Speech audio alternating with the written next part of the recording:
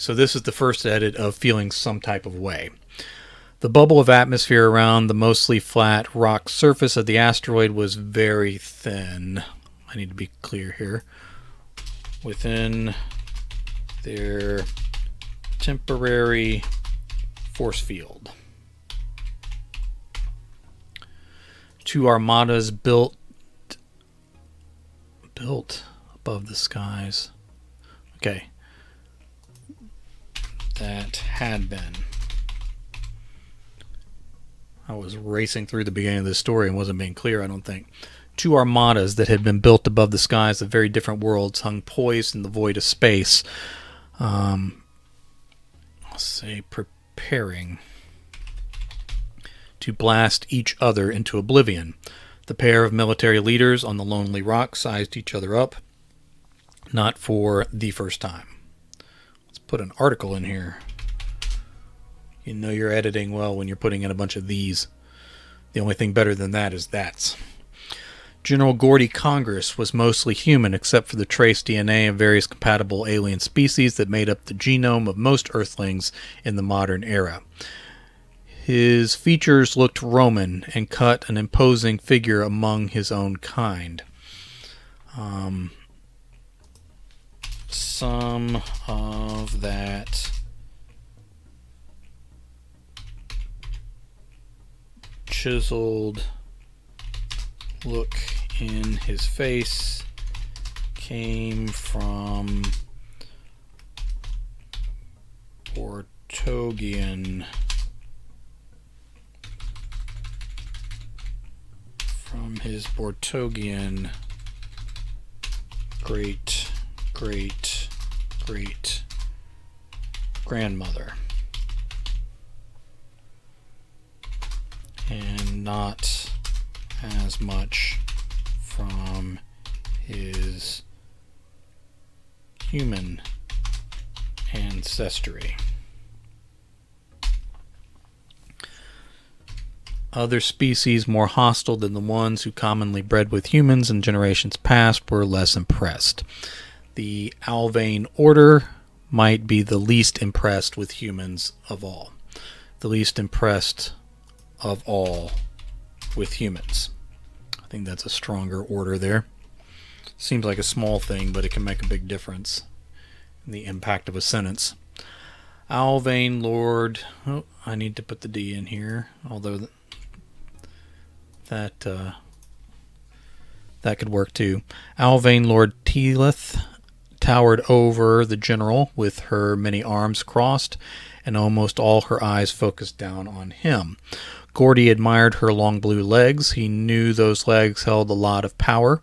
She could probably kill him if she took a mind to, but they would return to their vessels before any killing began. I'll say they would almost definitely. They would almost definitely return to their vessels before any killing began. It would be on a much larger scale than any hand-to-hand combat on a stray asteroid. Besides, if she moved too much, she'd fly right off into space and would probably freeze dry into a mummy fairly quickly. That would certainly start this interstellar war faster than anything. "What do you have to offer, Congress?" she asked in the awkward way that human languages rolled off in a lave Alvane multi-forked tongue.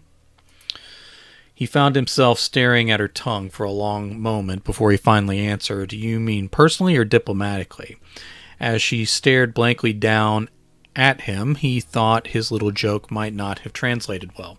Then she rolled her eyes. He imagined all species of female had some version of that same gesture in response to the coy attempts of their males. At least he knew she understood the joke. "You waste my time, Gordy. Are you in a hurry to be at war with us? The pressure is always there, whether I desire it or not. Is this meeting just a formality, or is there hope for peace?" Let's put a question mark there since it's a question. All right. "My people never tolerate mere formalities. We have better things to do with our time as opposed to humans who spread through the cosmos like a Plague, virus, very good. Either of those will do.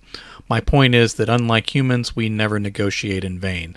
I don't know if peace between our worlds is ever truly possible, but we can always avoid war for a moment longer. Always? She tilted her great head. The tentacle slid over to one shoulder, much like hair would do. Are you asking a question or agreeing with me, General? Let's put a question mark there, too. I can't ever tell for sure what that little upturn inflection your kind uses in place of a properly formed question. Doesn't matter, Teelith. I agree that we should put war off as long as possible. I never said I agreed. I merely said that it was possible. Then what do we need to do to make that possibility a reality?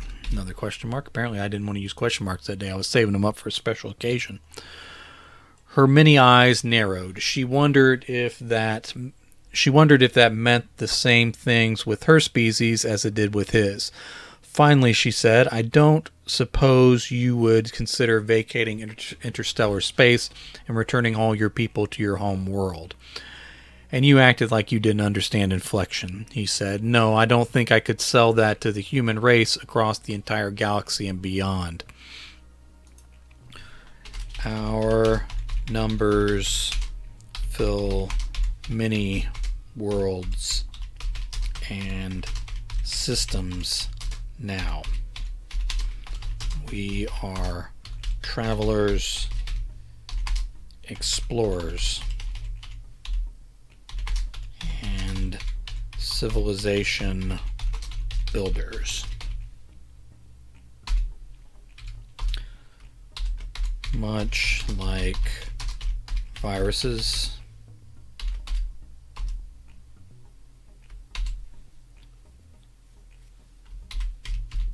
probably just as difficult to kill off, if that's what you have in mind.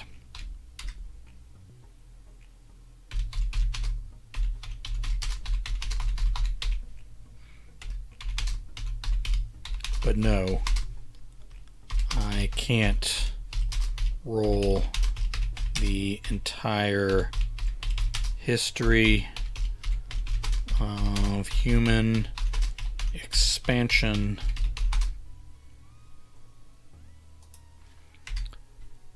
probably just as difficult to kill off if that's what you have in mind, but no, I can't roll back the entire history of human expansion to one world.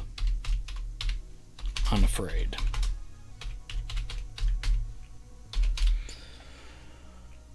A pity, she said. That might be enough to put off war forever. It would be a pity if I had to return to my world and never see you again.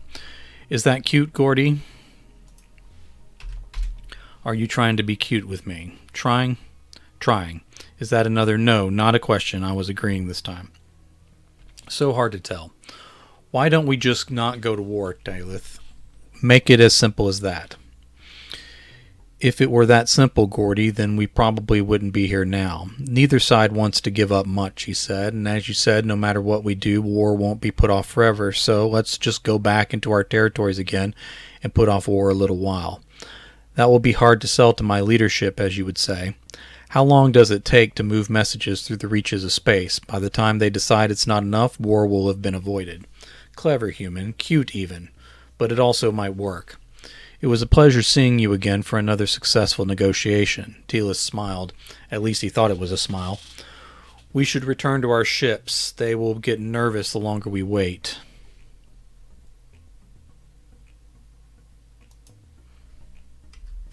Okay, let's make that clear that that's her talking. I was actually confused about it, so I'm sure a reader would be too. I look forward to talking to you again sometime. She narrowed her eyes again. If we see each other again, it will probably be war. Well, seeing you will be the highlight of the eventual war for me. She rolled her many eyes again, and he laughed. War was avoided again that day. The sky over the disputed planet was full of color. The Alvain had one name for it. The human colonists, beset by attacks, had a serial number for the world. They had not been allowed to settle in enough to give it a proper name. General Gordy Congress and Alvain Lord Teelith stood near each other on the light. My light. I don't know why I got that now. On the rounded top of a weathered mountain above the purple grasses of the plains. It was bigger than the asteroid they last stood on together, but not by much. Here we are again, Gordy said, trying to avoid war once more, this time on the surface instead of among the stars, she pointed out. Still feels just as dangerous, doesn't it? It is dangerous. The attacks both ways have created conflicts far beyond this isolated world we both tried to claim. It's not even that great of a world, is it? I wouldn't choose to live here, but colonists are a different sort of people. I've noticed the same with humans. If we can get the colonists on this world to stop fighting, do you think that might put off war for a while longer? Hey, Kedman, thanks for being here. I'm sorry I missed your message. I don't know how long ago that dropped in. If both species staying on the same planet can't work. Oh, good. I don't know, he said. Last time we solved our differences on a small asteroid. Surely the entire planet is big enough for a few scattered colonists. This world is slightly bigger than Earth. The gravity is making me a little tired. I know it is bigger than your home world. We call many worlds home now, and I come from one with heavier gravity. Maybe you could show me sometime. I assume that is another of your jokes. Imagine the leadership allowing me to tour our worlds for a human. I can imagine it. We might call it a diplomatic mission. We might, but that won't solve things here.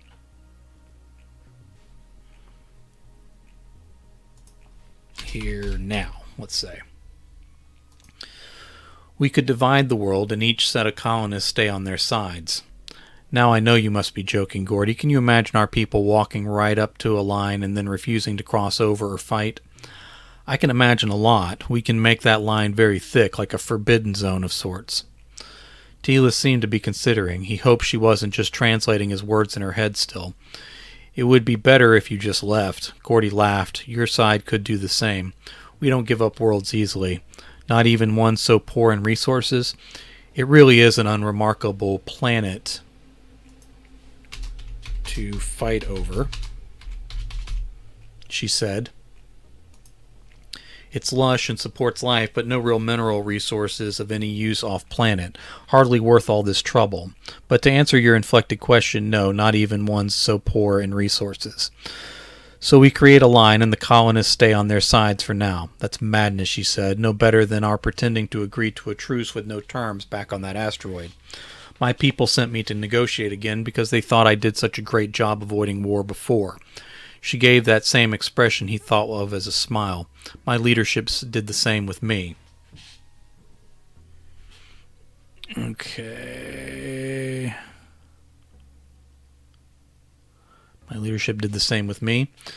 So I call that an endorsement of our creative negotiations. We draw a line, and who knows, maybe this is the world where we learn to live together in peace. Her eyes, most of them anyway, seemed to drift up to the colored sky and the faint stars beyond. Colonists are so unpredictable, though. I'm not hopeful for this solution. Space is large, he said. Maybe by the time we've crossed and delivered our messages, it will be over. I'll go inform our colonists of our new deal. I'm not sure how well they will obey in the long run. In the long run, ultimately. I'll do my best. Okay, hold on. Let me have him say, your use of human language is very advanced. You have captured many nuances, he said. Okay, let me make that a comma. He said,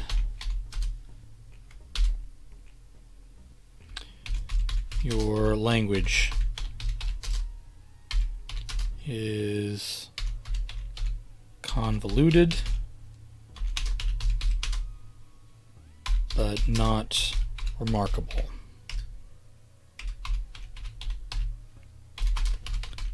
Easy to master compared to more advanced species.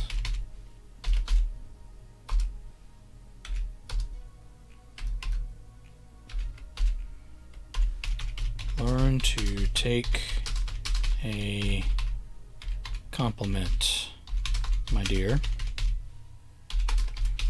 It will help you in future negotiations, I think.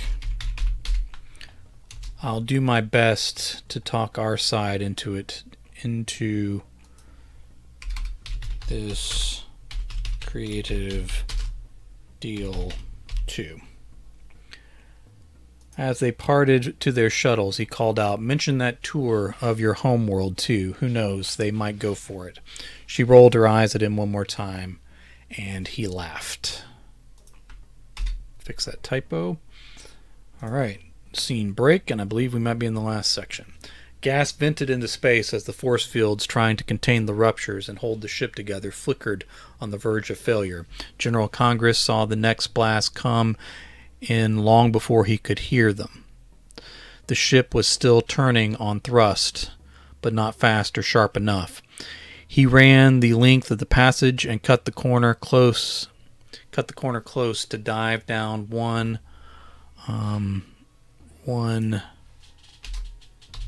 corridor that was still intact.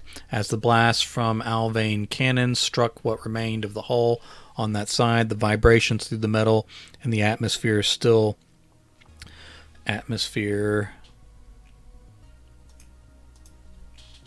that was still trapped roared with deafening noise. I don't know if that sentence works, but I'm going to leave it for now. The shields gave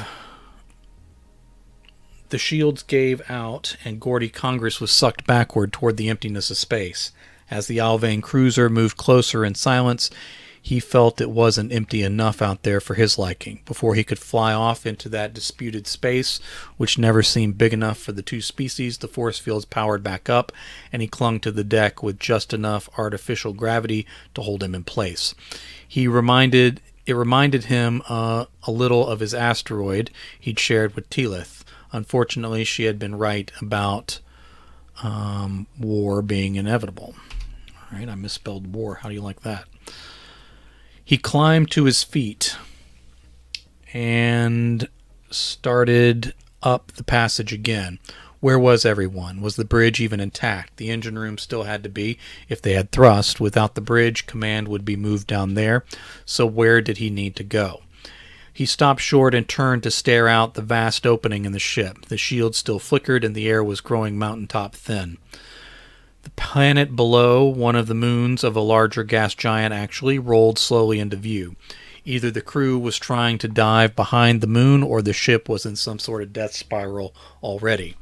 The Alvane cruiser had no problem keeping up, and squared up on them broadside one more time. He waited for the cannon blast to light up in silence as the energy crossed the vacuum. One more volley would surely do them in. Instead of running, he waited and watched for the end. 3 more Alvane vessels rushed into the battle. It seemed pointless unless they all wanted to claim a piece of the victory. Gordy hoped that the battle was going better elsewhere in the system, but he wasn't sure how much it was going to matter. If war had really finally started between these two empires, then trillions upon trillions of people across billions of worlds would die before it was over, no matter who claimed victory in the end. The larger of the new ships moved between the cannons and the damaged vessel. The others approached slowly. Gordy lost sight of the attacking fleet as the moon filled the entire view. They were in a death spiral, he decided. Finally, he just sat down in the passage as the moon rotated out and the gas giant cast its brighter light down this hall. The ship creaked, popped, and leaked all around him, but he waited. Someone approached along the hall. How unfortunate that a crewman was about to see their general sitting in abject defeat. What a terrible way to end one's service. All right, I was going to say that's a question, but it's not. The figure drew closer from the faint light that still blinded Gordy. The shadow was too big for these human hallways. He barely had time to consider a boarding party before she knelt beside him and held his face in two of her large hands. Are you hurt, Gordy? He stared for a moment and then actually laughed. Are you here to finally take me on that tour? She didn't even do him the courtesy of rolling her eyes. I need to say her name, don't I?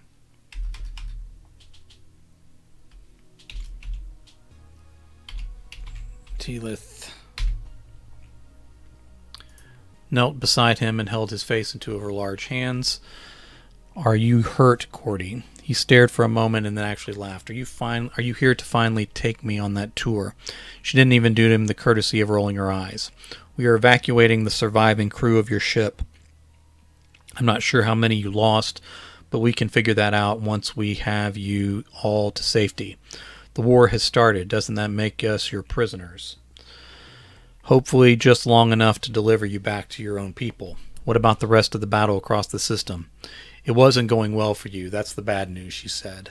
Since we were mostly winning, I was able to tell my fleets to stop. I think we've halted hostilities for now. Then what? He asked. I'm not sure what we can salvage of peace. Returning the survivors should buy a little time. If we can keep from shooting each other a while longer, then who knows? Space is large. We might just have time. It didn't work out for the colonists, Gordy said. No, not too well. Colonists are temperamental. Take me to your leader, Gordy said as he struggled to his feet. Are you serious? You want to try to negotiate directly with leadership? I was just kidding, but maybe. If we deliver the survivors and I tell how you stopped the battle before it was over, then maybe me going to address your leadership directly might mean something, more than just a formality, right? Always, she said, we need to go. The ship is terribly damaged. He took a step but then slumped. It might have been the low oxygen. Or he might have been hurt worse than he thought. He took a step but then slumped. It might have been the low oxygen, or he might have been hurt worse than he thought from the shakeup of that last cannon fire.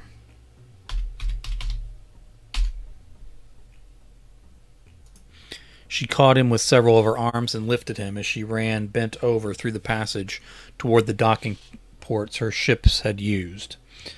It's good to see you again, he said. Good things happen when you and I are together. I hope you are right, she said as she hurried toward her ship.